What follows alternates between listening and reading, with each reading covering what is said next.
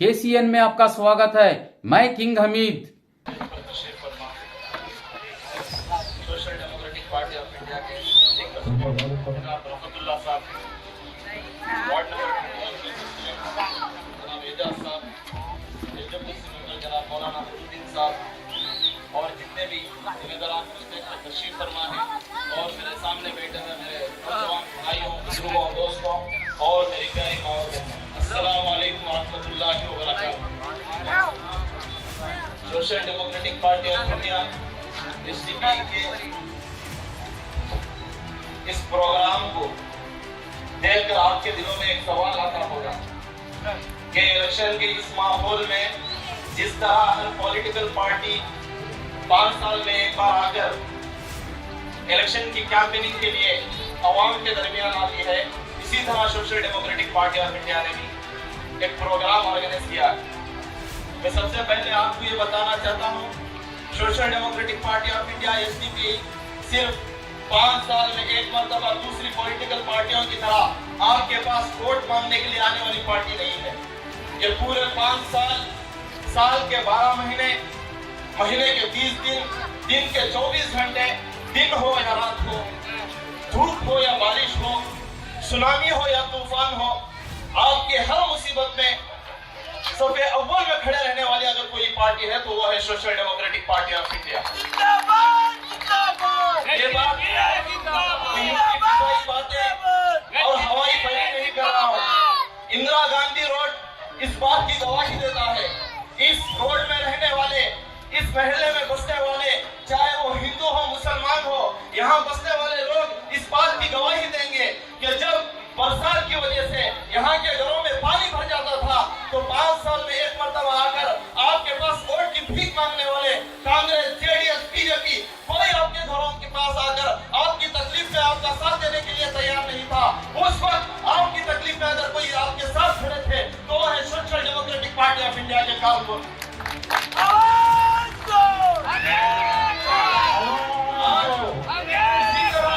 Social Democratic Party of India इस programme के जरिए से आपको 5 साल में एक बार आकर लूटने वाले सियासी लुटेरों से आपकी हिफाजत करने के लिए प्रोग्राम ऑर्गेनाइज किया गया। मेरे भाइयों, जिस तरह मेरी माँ बहनें आपके घरों में अगर बच्चा रोता है तो उसको मनाने के लिए आप क्या करते हैं? चॉकलेट देते हैं, लॉलीपॉप देते हैं। ठीक इसी तरह कांग्रेस भी पूरे 5 साल आपकी तकलीफ में नहीं खड़े होती। 5 साल के एक बार बात आती है और आपको चॉकलेट देती है, लॉलीपॉप देती है और आपको चॉकलेट लॉलीपॉप देकर मनाने की कोशिश करती है। पूरे 5 साल ये कौम जब हिजाब का रोना रो रही थी, पूरे 5 साल ये कौम जब अजान का रोना रो रही थी, ये कौम मॉब लिंचिंग का रोना रो रही थी, ये कौम जुल्म और तशद्दुद का शिकार होकर रोना रो रही थी। उस कौम को पूछने वाला कोई कांग्रेसी नहीं था, कोई जेडीएस नहीं था। पूरे 5 साल ये कौम के मसाइल को अगर किसी ने आवाज उठाया तो वो है Social Democratic Party of India.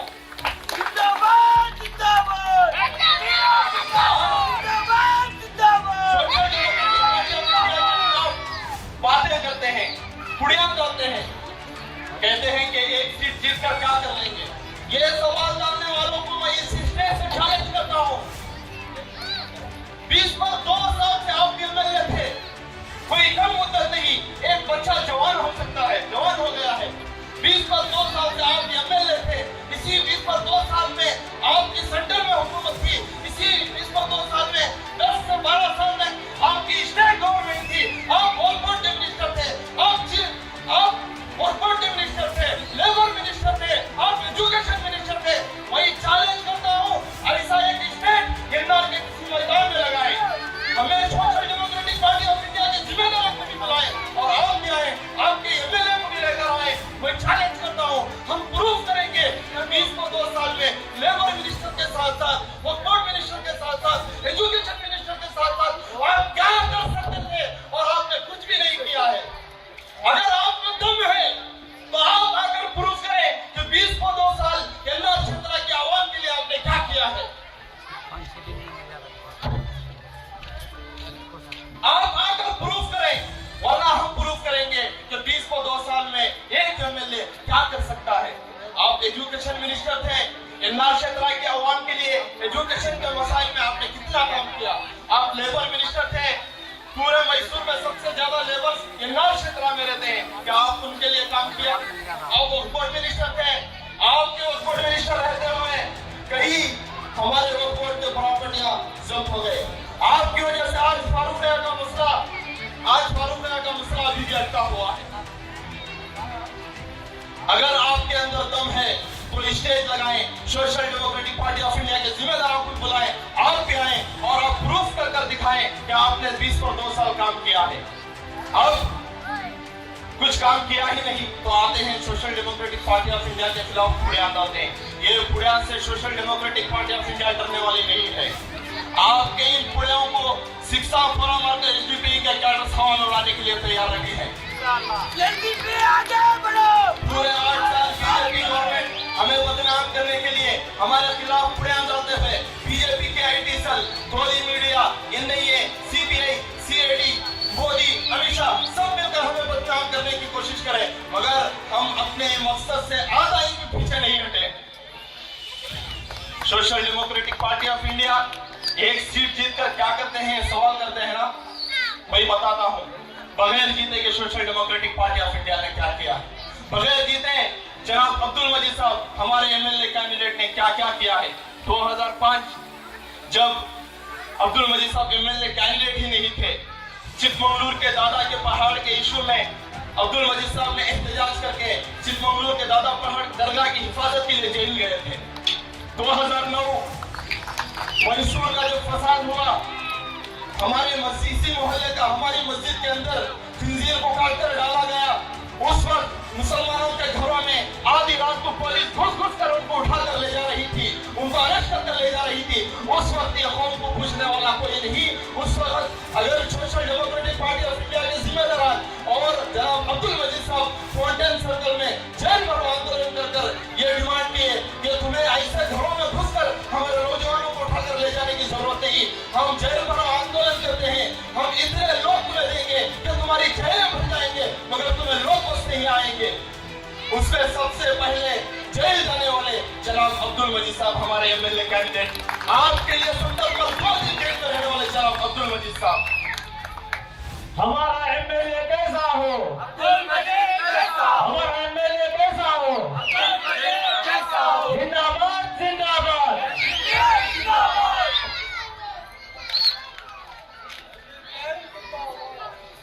यहाँ रिंग रोड आने से पहले भारत नगर और सात घड़ी भारत नगर, वहां झोपड़पट्टी थी।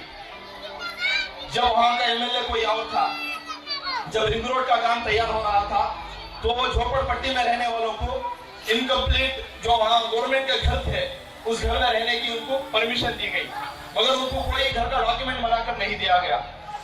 उसके बाद वो एरिया हमारे एमएलए साहब जनाब तनवीर सेठ साहब को जमा, वो एनआर क्षेत्र के अंदर आया तो हमारे लोग ये समझकर कि एमएलए हमारा है, हमारा आदमी है, उसके पास जाकर इन घरों का डॉक्यूमेंट बना लेंगे। जब जाकर दरखास्त पेश किए कि ये हमारे घरों के लिए डॉक्यूमेंट बना कर दो, तो एमएलए साहब खुद उनको मालूम नहीं था कि वो बगैर डॉक्यूमेंट के घर में। जैसा मालूम हुआ एमएलए साहब को करना क्या चाहिए था, उनको डॉक्यूमेंट बनाकर वो घर उनको देना था। उसके बावजूद एमएलए साहब ने उनको घरों से बेघर किया। उसमें कई औरतें थे, बूढ़े थे, नौजवान, शादी होने वाली लड़कियां थे, करीब उनके शादियां फिक्स हो गए थे। ऐसे फैमिलीज को घरों से बेघर किया गया। जब social Democratic Party of India और हमारे एमएलए कैंडिडेट अब्दुल मजीद साहब ने मूड़ा ऑफिस के पास जाकर एहतजाज किया, सिद्धरामैया के घर के पास जाकर एहतजाज किया, इस एनआर क्षेत्र के एमएलए के घर के पास जाकर एहतजाज किया, जिसकी वजह से सेठ साहब ने अब्दुल मजीद साहब को अरेस्ट करवाया। इसी के साथ अनंत कुमार हेगड़े बीजेपी का एमपी कर्नाटका का, जब उसका बयान आया कि हम इस मुल्क के संविधान को बदलकर मनुस्मृति को लागू करेंगे, इस वक्त social Democratic Party of India Mysore district committee और जनाब अब्दुल मजीद साहब बीजेपी के डिस्ट्रिक्ट ऑफिस के पास जाकर बैठकर एहतजाज किए। बगैर जीते के Social Democratic Party of India Abdul Majeed साहब ने यह सब सियासत का अंजाम दिए हैं। कोरोना के वक्त जब हमारे लोग कैर हॉस्पिटल में उनके हाथ बंद छोड़ दिए थे, उनको तड़पने के लिए, उनको बिलखने के लिए, वो तड़पते रहे, बिलबिलाते रहे, आवाज देते रहे, सदा देते रहे। है कोई रहबर हमारे लिए आवाज उठाने वाला? है कोई रहबर हमारे दर्द को महसूस करने वाला? है कोई रहबर जो आकर हमारे इलाज के लिए बात करने वाला? ऐसे वक्त में आधी रात में अब्दुल मजीद साहब अपना घर छोड़कर कैर हॉस्पिटल जाकर पूरे स्टाफ को बुलाकर, पूरे डॉक्टर्स को बुलाकर वार्निंग दिए कि अगर हमारे लोगों के साथ जबरदस्ती होगी तो हम तुम पर इलीगल एक्शन लेंगे। उसके बाद जाकर उनके साथ सही तरीके से इलाज हुआ। जब लाशों को जिंदा जलाया जा रहा था, एक खड्डे में कई लाशें मुसलमानों की, दलितों की, हिंदुओं की, सिखों की, ईसाइयों की, सबको फेंका जा रहा था। ऐसे वक्त में कोई कांग्रेस, कोई जेडीएस, कोई बीजेपी आपके साथ नहीं खड़ी हुई। ऐसे वक्त में अगर आपके साथ कोई खड़ी हुई तो वो है Social Democratic Party of India और अब्दुल मजीद साहब। आपकी खिदमत करते करते हमारे डिस्ट्रिक्ट के लीडर जनाब जकाउल्लाह साहब A to Z मेडिकल के, वो शहीद हो गए कोरोना में खिदमत करते करते। हमारे एक नौजवान साथी जनाब खलील भी शहीद हो गए आपकी खिदमत करते करते। हमारे डिस्ट्रिक्ट प्रेसिडेंट जनाब रफतुल्लाह साहब आईसीयू में नारायण हॉस्पिटल में एडमिट थे कई दिन, उनको होश तक नहीं थी, बेहोशी के आलम में थे। ऐसे वक्त में उनके वालिद का इंतकाल हो गया। वो अपने वालिद की नमाज़ जनाजा नहीं पढ़ सके, वो अपने वालिद का आखिरी दीदार नहीं कर सके। किसके लिए? आपके लिए। Social Democratic Party of India बगैर जीते के आपके लिए इतना सब कुछ कर सकती है, तो आप अंदाजा लगा कर देखें। अगर एक बार Social Democratic Party of India को आप मौका देंगे तो Social Democratic Party of India आपके लिए क्या नहीं कर सकती। आज आपके घरों के पास आकर इसी तरह बच्चे को मनाने के लिए जिस तरह लॉलीपॉप और चॉकलेट देते हैं, आपको भी एक लॉलीपॉप चॉकलेट लेकर आपके घरों के पास आ रहे हैं। इस बार का लॉलीपॉप और चॉकलेट क्या है? 200 यूनिट बिजली और 2000 का गारंटी कार्ड। ये चॉकलेट के बारे में मैं आज खुलकर आपके सामने खुलासा करना चाहता हूँ। वो आप लोगों को गलतफहमी डाल रहे हैं, आप लोगों को भड़का रहे हैं कि अगर आप कांग्रेस को वोट डालेंगे तो आपको 2000 रुपए मिलेगा और 200 यूनिट बिजली मिलेगी। अब्दुल मजीद साहब को वोट डालेंगे तो नहीं मिलेगी, ऐसा नहीं है। असल में वो स्कीम है, अगर कांग्रेस गवर्नमेंट पूरी मेजॉरिटी के साथ कर्नाटका में अपनी हुकूमत बनाएगी तब जाकर 200 यूनिट बिजली मिलेगी, 2000 रुपए आपको मिलेंगे। मगर अगर पूरी मेजॉरिटी के साथ अगर कांग्रेस और जेडीएस अलायंस होकर हुकूमत बना रहे हैं तब भी वो स्कीम आपको नहीं मिलेगी। और आप तो आजकल का पैटर्न देख रहे हैं, पूरी मेजॉरिटी के साथ कांग्रेस को हुकूमत बनाने के लिए मौका ही नहीं है। अगर पूरी मेजॉरिटी इनकी आती भी है तो इनके एमएलए भगोड़ों की तरह, भिखारियों की तरह बीजेपी में जाकर जम जाते हैं, जिसकी वजह से फिर से बीजेपी हुकूमत आ जाती है। लास्ट में 2018 में इसी तरह हुआ, कांग्रेस और जेडीएस अलायंस हुए, कांग्रेस के 17 एमएलए और जेडीएस के 3 एमएलए बीजेपी को गए, जिसके बाद फिर बीजेपी हुकूमत आई। इस बार भी बहुत सारे एमएलए कांग्रेस के बीजेपी में जाने के लिए तैयार हैं। तो मैं आपको ये बताना चाहता हूँ, ये जो 2000 की गारंटी कार्ड है, ये कार्ड के बारे में आपको ज्यादा सोचने की जरूरत नहीं है। आप बिना सोचे, बिना डरे social Democratic Party of India से अब्दुल मजीद साहब को जिताएं। अगर कांग्रेस गवर्नमेंट कर्नाटका में आएगी और एनआर के एमएलए अब्दुल मजीद साहब होंगे तब भी अब्दुल मजीद साहब को 2000 रुपए और 200 यूनिट बिजली आपको मुफ्त में दिलाएंगे, अगर कांग्रेस गवर्नमेंट रही तो। आपको उसके लिए फिक्र करने की जरूरत नहीं है। आप उनको क्लियर उनका फॉर्म फिलअप करें, कुछ भी करें आप, मगर आपके दिमाग में ये बात बिठा लें कि एनआर में तनवीर सेठ अगर हार गए और अब्दुल मजीद साहब जीत गए तो 2000 का गारंटी कार्ड के तहत आपको 2000 रुपए और 200 यूनिट बिजली, तब भी अगर कांग्रेस हुकूमत गवर्नमेंट उनकी रहेगी, अब्दुल मजीद साहब एनआर क्षेत्र के अंदर रहेंगे, तब भी वो आपको मिलेगा। क्लियर है क्या? इसी के साथ जब वो आपके घरों को आएंगे, जब वो आपके घरों को आकर ये लॉलीपॉप, ये चॉकलेट और ये 2000 का गारंटी कार्ड आपके पास देंगे, तब आप लोगों को उनसे सवाल करना होगा। आप लोगों को उनसे सवाल करना होगा, आपको कहना होगा कि हमारे भाई को बच्चे, हमारी लड़कियां हिजाब पहनकर कॉलेज जाना चाहती हैं, मगर आज हिजाब क्या है, हमें हिजाब की गारंटी चाहिए। आपको सवाल करना होगा। हमारे लड़कियां हिजाब पहनकर कॉलेज जाना चाहते हैं, क्या आप हिजाब की गारंटी देंगे? हमारी मसाजिदों से अजान बंद हो चुकी है, क्या आप अजान की गारंटी देंगे? बीफ बैन कर दिया गया है। अगर आप बीफ को वापस देने की गारंटी करेंगे, इसी तरह जितने बेकसूर नौजवानों को केजे हली, डीजे हली, हुबली के वक्त जब नबी सल्लल्लाहु अलैहि वसल्लम की शान में गुस्ताखी हुई, वहां नौजवान जाकर पुरअमन एहतजाज कर रहे थे, उनको बेकसूरों को पकड़कर झूठे केसेस डालकर जेलों में डाला गया है। उन सब बेकसूरों को, और जो एनआरसी के वक्त हमारे नौजवान उतरकर सड़कों पर एहतजाज कर रहे थे, उन सब नौजवानों के ऊपर से झूठे केस हटाकर उनको रिहाई की क्या आप गारंटी देंगे? ये सवाल आपको करना है। एनआरसी जैसा कानून को, काले कानून को लाकर आपके वजूद को मिटाने की कोशिश की जा रही है, आपके आइडेंटिफाई को छीनने की कोशिश की जा रही है। आप इस मुल्क के शहरी है नहीं, ये दिखाने की कोशिश कर रही है। आपको उनसे सवाल करना है, क्या कांग्रेस गवर्नमेंट कर्नाटक के अंदर आएगी तो एनआरसी को रद्द करेगी, इसे वापस लेगी? ये गारंटी हमें दो, ये भी आपको सवाल करना है। इसी तरह मंगलूर की मलाली मस्जिद, सिलगोगा की मस्जिद आला, गदर की जामिया मस्जिद और चिकमंगलूर का दादा पहाड़ दरगाह, ये तमाम मदारिस, मकातिब, मसाजिद, हमारे दरगाहों की हिफाजत की क्या कांग्रेस के लोग गारंटी देंगे? आपको इनसे गारंटी लेना है।